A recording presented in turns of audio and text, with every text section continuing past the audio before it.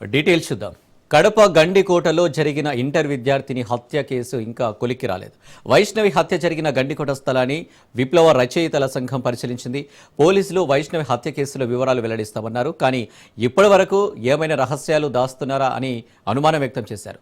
లోకేష్ను 5 రోజులుగా చూడలేదని ఆయన తల్లిదండ్రులు ఆందోళన వ్యక్తం చేస్తున్నారు. వైష్ణవి మృతి పట్ల లోకేష్ తల్లిదండ్రులు ఆందోళన వ్యక్తం చేస్తున్నారని మహిళా సంఘాల నేతలు వెల్లడించారు.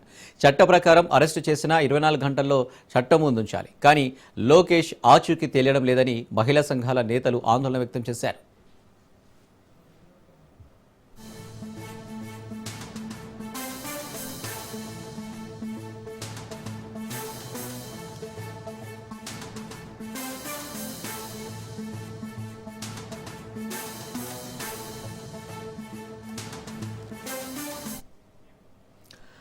కడప గండికోటలో జరిగిన ఇంటర్ విద్యార్థిని హత్య కేసు ఇంకా కొలిక్కి రాలేదు.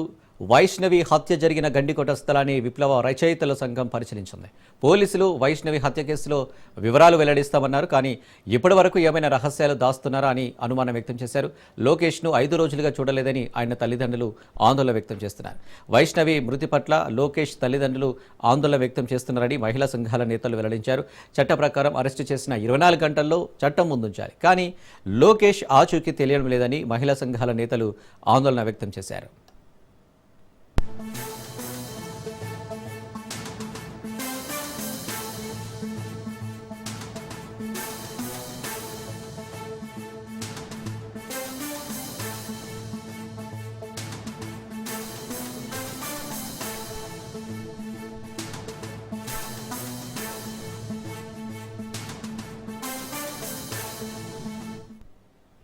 రైట్, ఇక దీనికి సంబంధించి మరిన్ని డీటెయిల్స్ మా ప్రతినిధి హుసేన్ అందిస్తారు. Hussain. Okay, thank you Anil. Inter విద్యార్థిని వైష్ణవి హత్య కేసు అంశంపై ఇప్పటికీ పోలీసులు అయితే ఒక నిర్ధారణకు వచ్చిన అంశం అయితే స్పష్టంగా కనబడటం లేదు. ఎందుకంటే ఇప్పటికే మరోమారు వైష్ణవి పెదనాన్న కొడుకు అయినటువంటి సురేంద్ర హత్య జరిగిన రోజు గండికోటలో ఉదయం 11 గంటల ప్రాంతంలో అక్కడ కనీసం 25 నిమిషాల పాటు ఉండి వచ్చినట్లుగా పోలీసుల విచారణలో తేలింది. ఆ 25 నిమిషాల్లో అతను ఎవరిని కలిశాడు, ఎక్కడ తిరిగాడు, ఎవరితో మాట్లాడాడు అనే విషయాలను క్షుణ్ణంగా లోతైన దర్యాప్తు చేస్తున్నట్లుగా మనకు తెలుస్తుంది.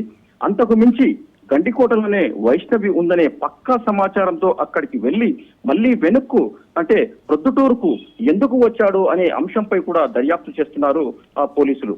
గండికోటలో తిరుగాడేటువంటి ఆ గంజాయి బ్యాచ్లు అలాగే అల్లరి మూకల కోసం కూడా వేట ప్రారంభించారు పోలీసు బృందాలు.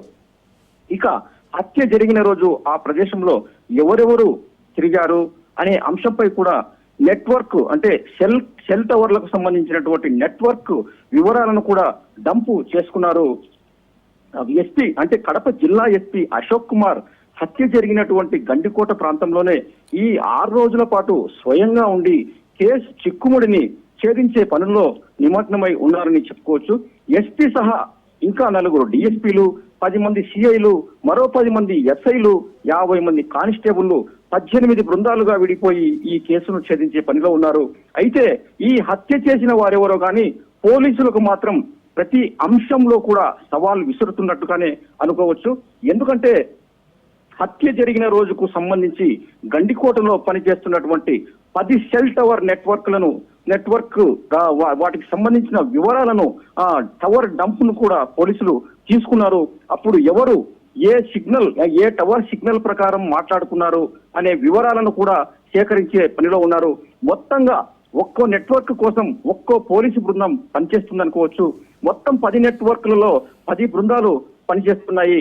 అయితే మొత్తం మీద వైష్ణవి మర్డర్ మిస్టరీ తేల్చే విషయంలో జిల్లా పోలీసు యంత్రాంగంపై అటు ప్రభుత్వంతో పాటు ఇటు ప్రజా సంఘాల ఒత్తిడి కూడా ఎక్కువైందనే చెప్పుకోవచ్చు. ఎందుకంటే అత్యంత క్లిష్టమైన కేసులను సైతం ఛేదించగలిగినటువంటి పోలీసు యంత్రాంగం ఒక ఇంటర్ విద్యార్థిని హత్య కేసును ఛేదించడానికి ఇంత సమయం పట్టిందా? ఇప్పటికే 6 రోజుల సమయం అవుతున్నప్పటికీ కూడా ఆ పరిష్కారం అయితే కావడం లేదు. ఈ మర్డర్ కూడా ఏ అర్ధరాత్రో అపరాత్రో జరిగింది కూడా కాదు, పట్టపగలు మధ్యాహ్నం సమయంలో జరిగింది. అయినప్పటికీ హత్య చేసి పారిపోయి తప్పించుకున్నటువంటి దుండగులు ఖచ్చితమైన ప్రణాళికతోనే ఆ ఆధారాలను పూర్తిగా కనిపించకుండా జాగ్రత్త పడ్డారా అనే అంశంపై కూడా పోలీసులు లోతైన దర్యాప్తును చేస్తున్నారు. టవర్ డంప్ తో పాటు అత్యంత ఆధునికమైనటువంటి టెక్నాలజీని ఉపయోగించి ఈ గూగుల్ టేక్అవుట్ ద్వారా సెల్ ఫోన్ నంబర్లను కూడా ట్రేస్ చేసే పనిలో పోలీసులు నిమగ్నై ఉన్నారని చెప్పుకోవచ్చు. ఏ సెల్ కు ఏ ఫోన్లు వెళ్ళాయి అనే అంశంపై కూడా లోతైన విచారణ చేస్తున్నారు. ఏది ఏమైనప్పటికీ పోలీసులు మాత్రం క్షణం తీరిక లేకుండా వైష్ణవిని చంపిన హంతకుల కోసం అయితే వేట కొనసాగిస్తూనే ఉన్నారు. Anil. Right Hussain, thank you.